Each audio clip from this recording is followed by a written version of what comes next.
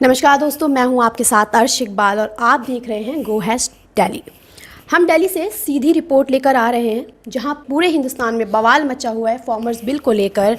और यहां पर जो है बिल पास हो चुका है जिसमें कई सारे एमपीज डिस्क्वालीफाई हो गए थे और जिन्होंने भी इस बिल को अपोज किया था। तो इस वक्त हमारे साथ मौजूद हैं राज्यसभा के एमपी नसीर हुसैन साहब। तो आइए हम इनसे बात करते हैं, ये हमें बताएंगे कि आखिर ये फार्मर्स बिल है क्या।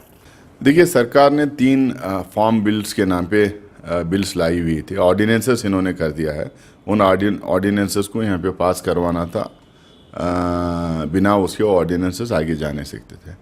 इसमें उन्होंने एपीएमसी मार्केट्स को हटाने का, मंडियों को हटाने का और किसान को अपनी फसल बेचने के लिए एक ओपन सिस्टम बनाने के नाम पे इन्होंने एक ऐसा मामला खड़ा कर दिया जिसमें किसान अपनी फसल लेके कहाँ जाके बेचें इसका कोई उसमें कोई बिल में कहीं कोई मेंशन नहीं है कि ये कहाँ जाके बेचेगा। अब एमएसपी करके कुछ चीज़ होती है जिसमें मिनिमम सपोर्ट प्राइस हम उसको कहते हैं। ये जो किसान अपनी फसल के लिए जितना इन्वेस्टमेंट करता है, समझो अगर 1,000 रुपये इन्वेस्टमेंट हुआ है अपनी फसल उगाने के लिए, तो कांग्रेस पार्टी चाहती है और कांग्रेस पार्टी हमेशा दिलवाती भी है कि अगर वो 1,000 रुपये खर्च किया तो ये हमारी कोशिश होती है उसको कम से कम 1,500 रुपये उस पर मिले ताकि उसको 500 रुपये का उसको मुनाफा हो। इस चीज़ का कहीं पे भी इस बिल में मेंशन नहीं। इसका मतलब कल के दिन किसान जो है मजबूर हो के 1,000 रुपये का अगर उसका इन्वेस्टमेंट हो तो 1,000 रुपये से कम में भी बेचने की नौबत आए, यानी 1,000 रुपये से थोड़ी ज़्यादा में बेचने की नौबत आए।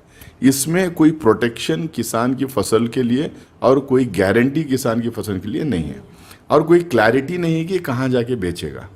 और इसमें ये भी हम लोगों का ऑब्जेक्शन है कि भाई अगर किसान अपने फसल को होर्डिंग करना है या जमा करके रखाना है, स्टोर करना है, तो स्टोरेज फैसिलिटी कहाँ है, कौन रहे?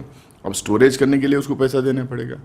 अगर उसकी फसल बिक नहीं रही है तो उसको फसल को बेचने के लिए कहीं दूसरी जगह जाना है तो उसका ट्रांसपोर्टेशन कॉस्ट लगाना पड़ेगा और एमएसपी की कोई गारंटी नहीं।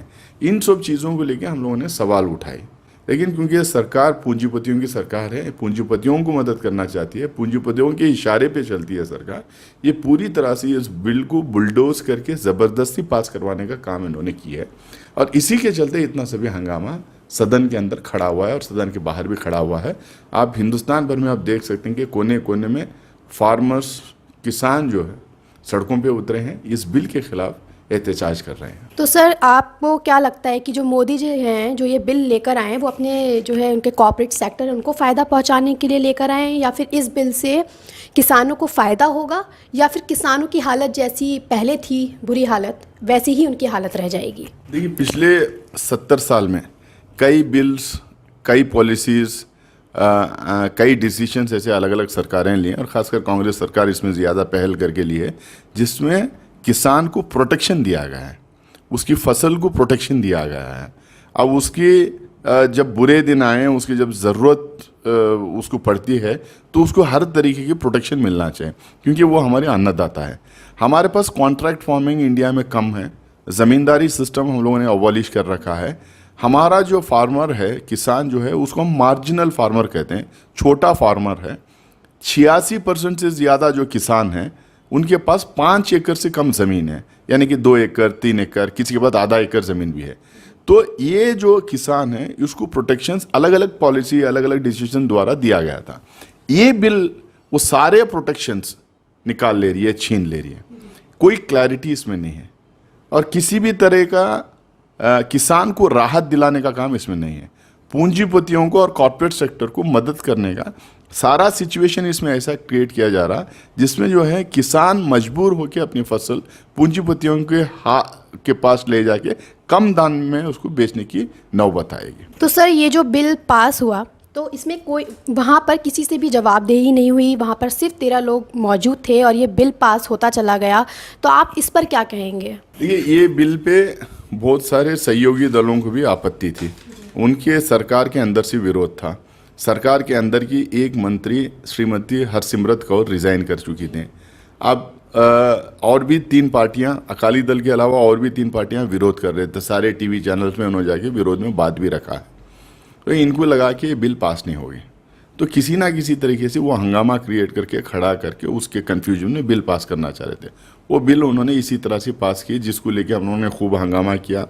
8 आदमी को सस्पेंड किया गया, जिसमें मैं भी एक हूँ, और अपोजिशन पार्टीज को बोलने के लिए वहाँ पे नहीं दिया गया।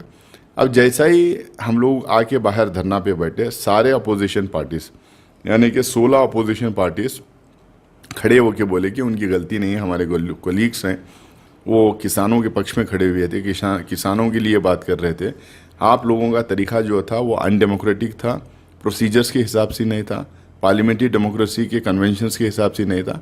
आप लोगों ने गलती की है, उनको सस्पेंशन से हटाइए और ये बिल्स को वापस लेके आके डिस्कशन और बहस के तहत इसको पास करवाएं या सेलेक्ट कमेटी को भेजें। उन्होंने बात नहीं मानी तो सारे 16 पार्टीज हाउस बाइकआउट करके बोला कि जब अब remaining part of this session में हम पार्टिसिपेट नहीं करेंगे, हम बाइकआउट करके बाहर आएंगे। ये हुआ। जब ये होगा तो उनके लिए तो और आसान हो गया।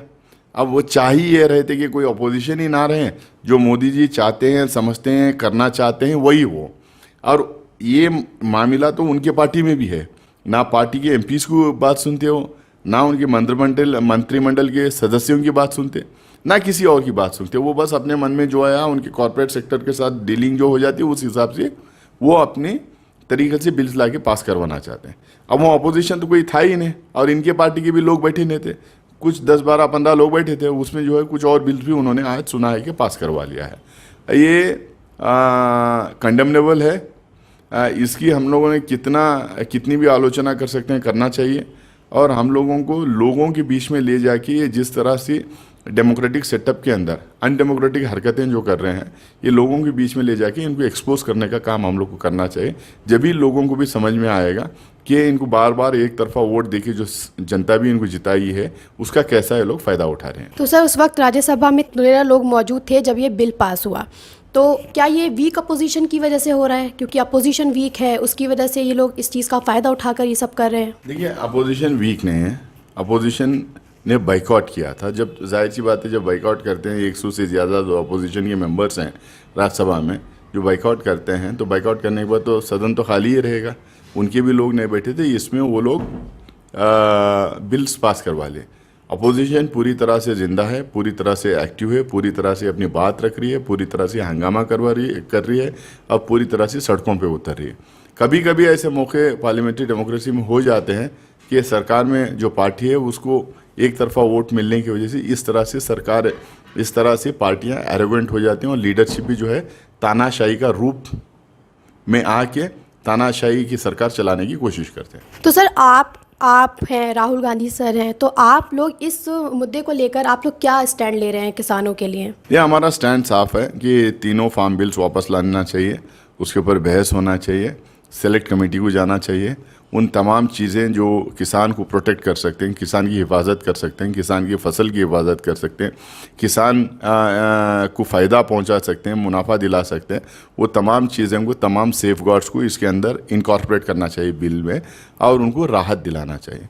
ये हमारी मांगे हैं। उसके साथ में जो है ये जिस तरीके के एमएसपी का सपोर्ट उसमें रहना चाहिए। स्वामीनाथन कमेटी की एक रिपोर्ट है, अब वो स्वामीनाथन कमेटी की रिपोर्ट के जो रिकमेंडेशंस हैं वो भी इसमें इनकॉर्पोरेट होना चाहिए। ये हमारे डिमांड्स हैं, ये हम डिमांड्स वहाँ पे रखें।